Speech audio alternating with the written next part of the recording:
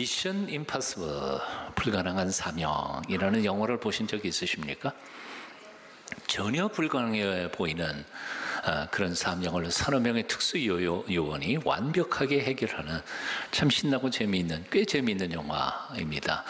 얼마나 유명한지 1탄, 2탄, 3탄 그래가지고 저는 아마 4번째까지는 본 것 같은데, 그래서 오늘 1, 2부에는 한 3편까지 나온 것 같다 그랬더니 어떤 사람이 저한테 귀띔을 해줘요. 6편 나왔대요.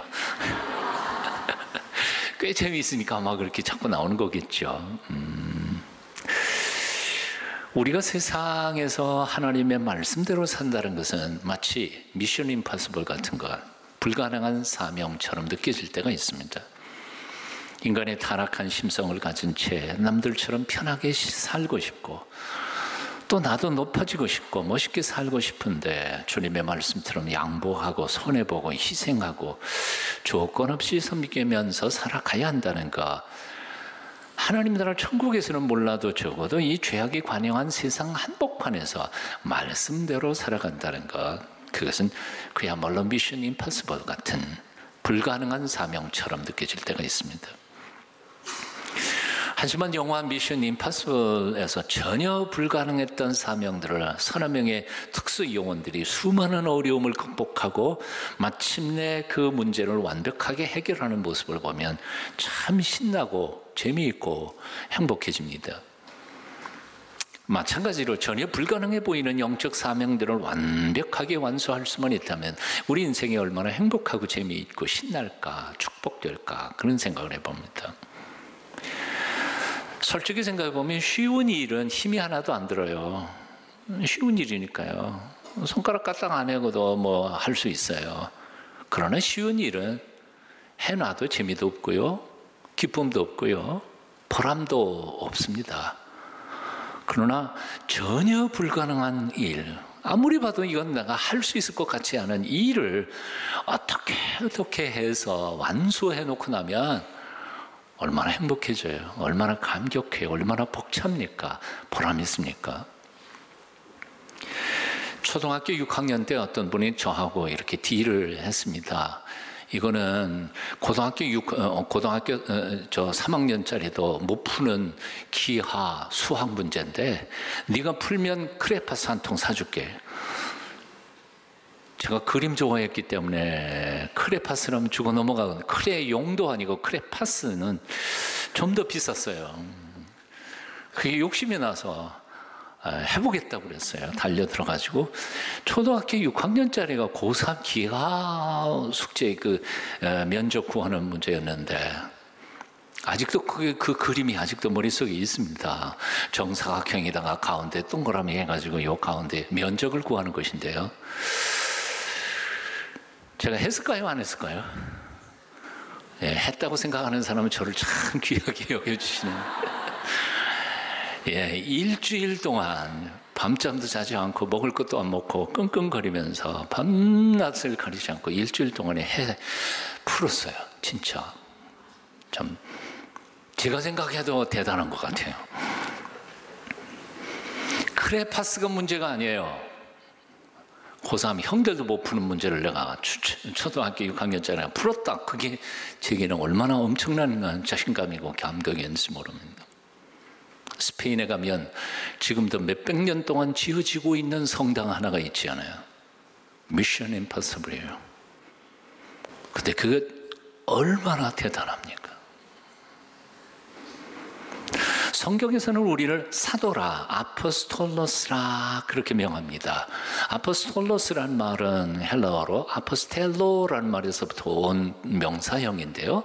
아포스텔로란 말은 특별한 사명을 띄워 보냄을 받다 그런 뜻입니다. 그러니까 이 세상에 태어나서 하나님의 말씀대로 살아가는 모든 성도들은 하나님께서 그만이 할 수 있는 특별한 사명을 띄워서 이 세상에 보냄받은 사도들입니다. 아포스톨로스, 사도들입니다.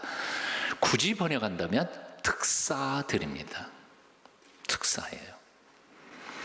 나로서는 이것은 전혀 감당할 수 없는 정말 엄청난 일이라고 생각이 되지만, 하나님께서는 너 같으면 이 일을 할 수 있을 거야 믿고 나를 사명을 띄워서 이 세상에 보내주시는 참 위대한 사명자들이라는 거죠. 믿으세요? 하나님이 나를 믿고 보내셨어요. 근데 내가 나를 믿어야 돼요. 그러므로 정말 풀 수 없는 문제 같은 미션 임파서블을 직면했다 할지라도 우리는 너무 쉽게 포기해서는 안 될 줄로 압니다.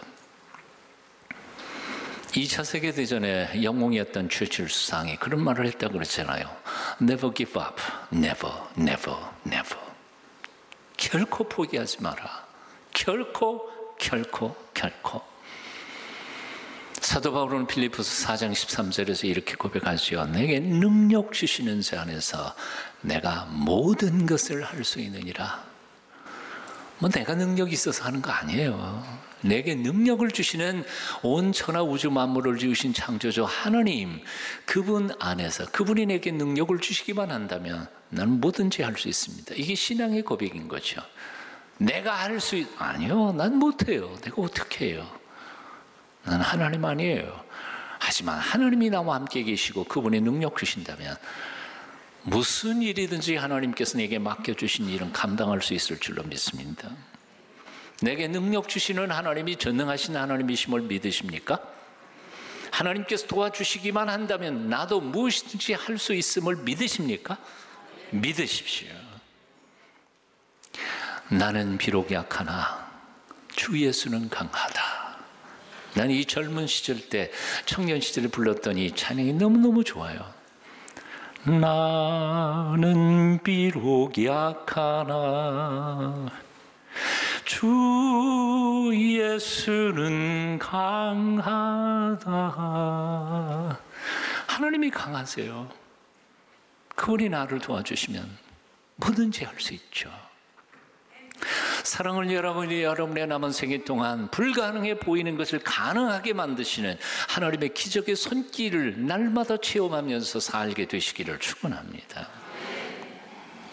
영화 미션 임파서블 그걸 좀 잘 보면 요원들이 불가능한 일을 임무를 완수하는 데는 몇 가지 요소들이 있는 것을 발견합니다. 그 첫째는 뭐냐 하면 치밀한 작전 계획이 있습니다.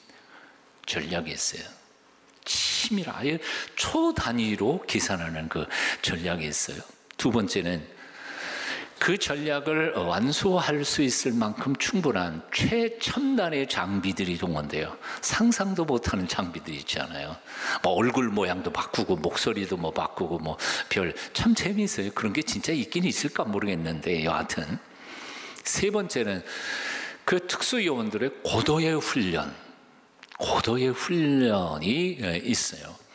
그리고 네 번째는 혹시 실패할 때에도 그야말로 이름도 빛도 없이 조용히 사라질 요원들의 희생 정신이 있어요. 이 모든 요소가 하나로 묶여졌을 때 미션 임파서블 그게 가능해졌다는 거죠. 그런데 불가능해 보이는 우리 영적 전쟁에서도 온전히 승리할 수 있도록 하나님께서는 이런 각각의 놀라운 선물들을 미리 예비해 놓고 계신다는 사실을 우리는 기억해야 합니다. 그 첫째는 뭐냐 하면 사탄의 모든 괴기를 다 쳐볼 수 있는 하나님의 놀라운 계획과 섭리가 있습니다. 질문 하나 해볼게요. 사탄이 지혜로울까요? 하나님이 더 지혜로우실까요? 뭐 대답하기도 싫은데 여러분, 하나님이 다 계획을 다 짜놓으셨어요. 그 계획대로만 살면 우리는 반드시 이길 수 있어요. 두 번째로 우리에게는 힘이 없지만 성령님의 인도하심과 도우심 그리고 눈동자와 같이 우리를 보호해 주시는 하나님의 완벽하신 도우심이 계세요. 보호하심이 있어요. 세 번째로 우리를 향하신 지칠 줄 모르는 하나님의 사랑과 그 능력을 우리가 언제든지 우리 것으로 삼을 수 있도록 하나님은 기도라고 하는 놀라운 선물을 주셨어요. 믿으세요? 기도. 그러게 만일 우리가 이 하나님의 섭리와 그 능력을 믿고 우리의 몸을 던져서 헌신할 수만 있다면 우리는 영적 전쟁에서 반드시 이길 것입니다. 그냥 이기는 게 아니라 넉넉히 이길 것입니다. 로마서에 있는 말씀입니다. 그러나 이 모든 일에 우리를 사랑하시는 이로 말미암아, 한번 따라해 보시죠. 우리가 넉넉히 이기느니라. 넉넉히 이기느니라.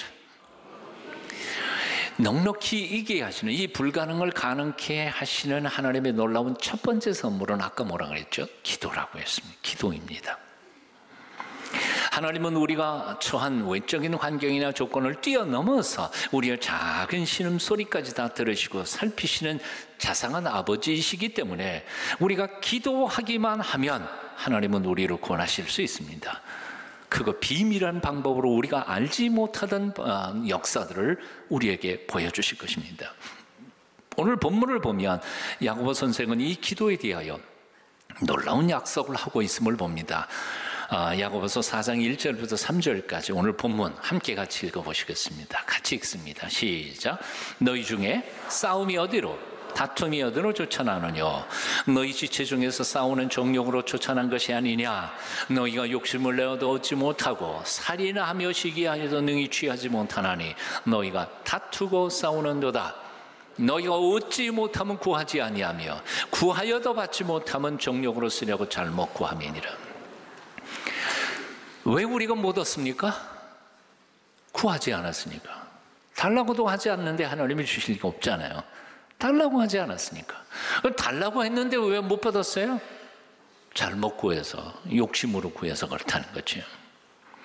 기도야말로 천지 만물을 지으신 창조주 하나님의 능력이 나타나는 거룩한 도구이자 하나님이 우리에게 주신 선물입니다. 하지만 우리의 영혼이 육체의 욕망에 사로잡히거나 하나님 뜻보다 내 욕심에 매일 때에는 그 기도조차도 무력하게 될 수도 있다는 겁니다. 여기 우리가 기억해야 할 야고보 선생이 가르쳐주는 지혜가 있어요. 생전 처음 비행기를 조종하게 된 사람이 있습니다. 비행 교육도 다 마치고 이제 혼자 비행기를 띄워서 날고 있습니다. 얼마나 긴장했겠어요. 바짝 긴장을 해서 비행기를 조종을 하고 있는데 차차 적응이 되고 바람도 적당하게 불고 모든 기기도 적당하게 정상적으로 움직이자 긴장이 풀렸습니다. 그래서 옆에 있던 땅콩을 땅콩 캔을 열어서 한 입 깨물어 먹습니다. 딱 그 순간에 갑자기 비행기 기기 중에서 나침반 바늘이 제멋대로 돌아가는 겁니다. 나침바늘이 이리저리 제멋대로 돌자 도대체 북쪽이 어딘지 남쪽이 어딘지 방황하기 시작했습니다. 당황해서 공중에서 이리저리 방황하다가 조금 전에 먹었던 그 땅콩 캔이 눈앞에 보는 겁니다. 지금 죽을 지경인데 땅콩이나 할 소리가, 그리고 땅콩 캔을 옆에서 집어 던져버렸습니다. 그 순간 갑자기 그렇게도 요동하던 나침반 바늘이 정상으로 딱 돌아온 겁니다.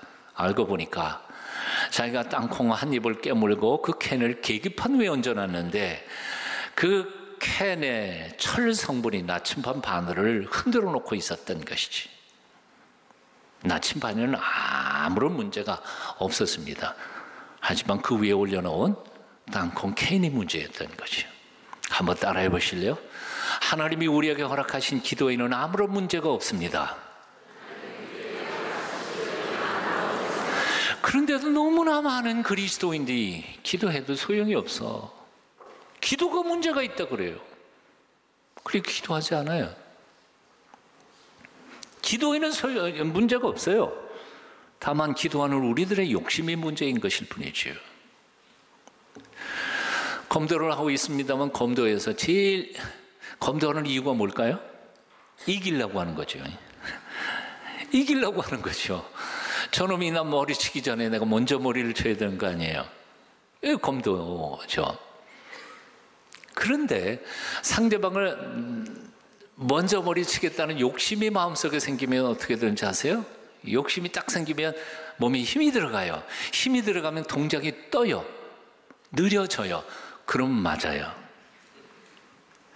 이게 묘하잖아요. 욕심이 들어가면 오히려 져요. 그래서 정말 이기기를 원하는 사람은 이길 욕심을 버려야 돼요. 이것은 검도만이겠어요? 사업에서도 마찬가지고요. 정치에서도 마찬가지라고 생각합니다. 우리 인생 전체가 그래요. 마음의 욕심이 가득하면 제대로 보이지 못해요. 제대로 사모로 판단하지 못하면 그는 엉뚱한 결단을 내리고 그리고 망할 수 있어요. 똑같습니다. 마음을 비우지 않으면 기도가 무력해집니다. 마음의 욕심이 가득하면 하나님의 뜻이 이루어지기를 갈망하기보다는 내 뜻을 하나님 앞에 강요하려고 합니다. 이런 기도는 참된 기도일 수 없습니다. 그리고 그런 기도가 응답될 리도 없습니다. 먼저 마음을 비워야 합니다. 욕심을 버려야 합니다. 왜 사람들 사이에 다툼이 일어납니까? 지나친 자기 욕심들 때문입니다. 제 주장만을 강요하기 때문입니다. 왜 그렇게 죽으라고 노력하고 구했는데도 원하는 것을 얻지 못합니까? 욕심으로 잘 먹고 했기 때문입니다.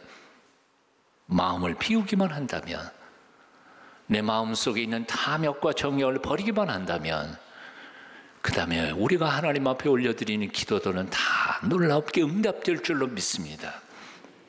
미처 우리가 알지 못하는 크고 비밀한 일들을 하나님께서 우리 눈앞에 보여주실 것입니다.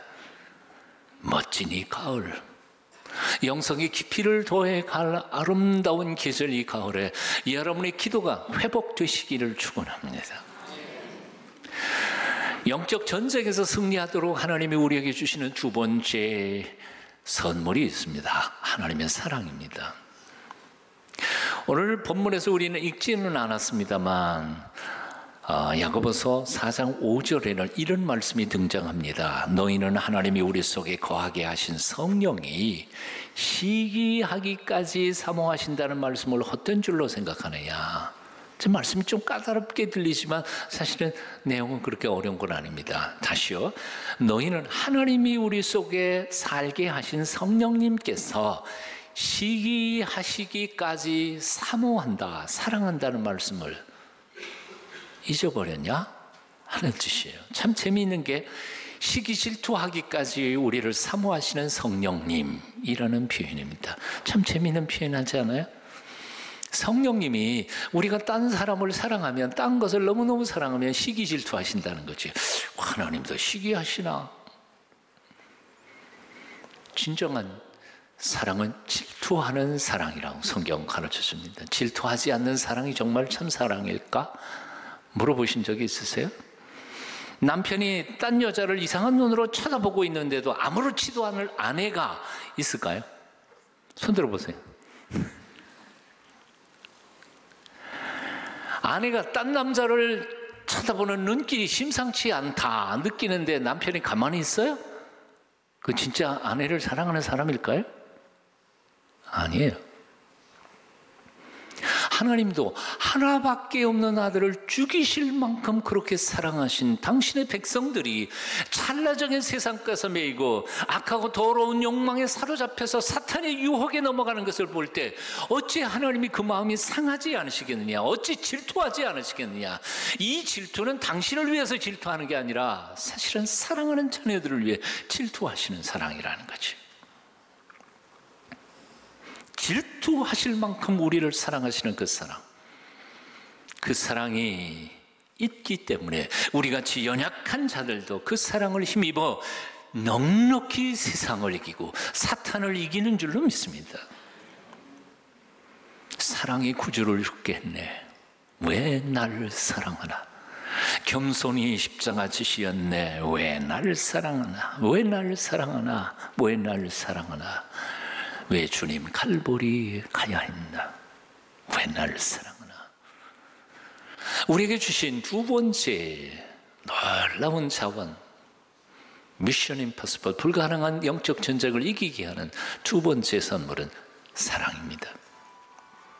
이렇게 놀라운 두 개의 자원, 기도와 사랑을 주신 하나님께서는 7가지 명령을 우리에게 하십니다.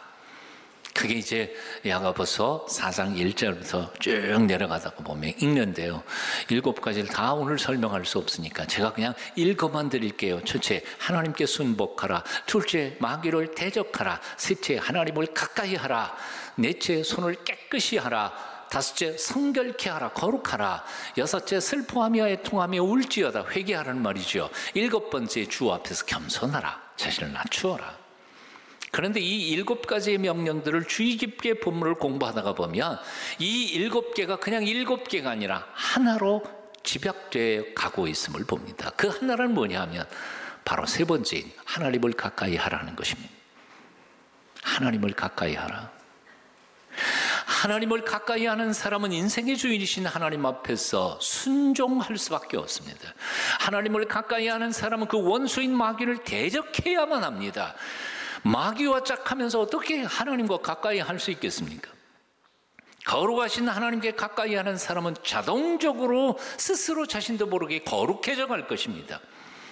어두운 데서는 티끌이 보이지 않지만 밝은 빛으로 가면 갈수록 우리의 더러움이 밝히 보이는 것처럼 밝은 태양이신 하나님께 가까이 다가갈수록 우리 자신의 허물과 죄를 온전히 발견하게 되고, 그러면 회개할 수밖에 없는 거지요. 어미하신 하나님 앞에 나아가면서 어떻게 우리가 감히 하나님 앞에서 교만해질 수 있겠습니까? 묵상하다가 보면 이 모든 7가지는 다 가운데에 있는 하나님께 가까이 하라. 그러면 하나님도 너희에게 가까이 오실 것이다. 이 말씀 속에 비결이 들어있음을 발견하게 됩니다. 옆에 있는 사람 얼굴 쳐다보시면서 이렇게 인사하시겠습니다. 하나님께 가까이 하십시오. 하나님도 가까이 오실 겁니다.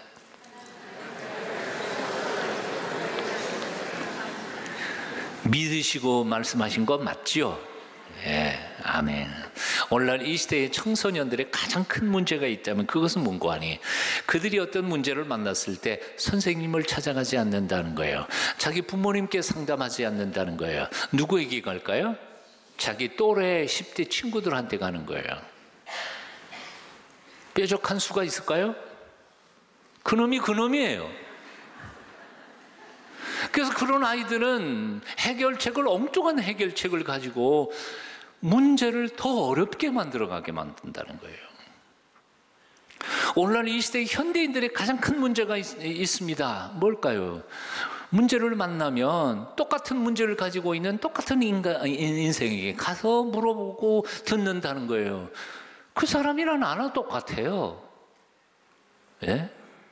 똑같은 사람에게서 무슨 뾰족한 해결책을 받을 수 있겠느냐는 거예요.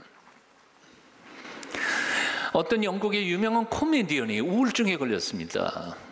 깊이 고민하고 힘들어하다가 마침내 할 수 없이 정신과 의사를 찾아가게 됐습니다. 근데 그 정신과 의사가 처방을 어떻게 한지 아십니까? 그 코미디언 쇼, 그 TV 쇼를, 그 코미디언 얼굴을 보기만 해도 웃는다고, 당신 우울증이 고쳐질 거라고. 그랬더니 그 사람이, 내가 바로 그 사람인데요? 분장을 해서 아마 못 알아봤던가 보죠. 초등학교 수학 문제가 생겼을 때 초등 수학의 지식만 가지고는 절대로 그 수학 문제를 풀 수 없습니다. 한 단계라도 높아야죠. 인생의 차원이 한 단계, 아니 수십 차원 높으신 하나님께 나아가십시오. 그분께 가까이 나아가기를 힘쓰십시오. 여호와를 앙망하는 자들이 새 힘을 얻는다고 말씀하셨습니다. 우리 기독교인의 신앙생활은 초자연적인 삶입니다. 서두에서 말씀드렸던 것처럼 우리 인간의 힘이나 재주나 노력으로 가능한 삶이 아닙니다. 미션 임파서블, 불가능한 사명의 삶입니다. 하지만 외아들 죽이기까지 날 사랑하시는 하나님, 질투하시기까지 사랑하시는 하나님의 사랑이 있고, 그 전능하시는 하나님의 능력을 매 순간 구할 수 있는 기도의 능력이 있고, 그 얼굴에 광채를 바라볼 수 있는 찬양이, 기쁨이 차고도 넘칠 때 우리는 놀라운 능력이 역사하는 신나는 승리하는 삶을 살게 될 줄은 믿습니다. 매일매일 찬송과 기도로 하나님께 가까이 나아가십시오. 하나님께서 우리에게 가까이 오실 것입니다.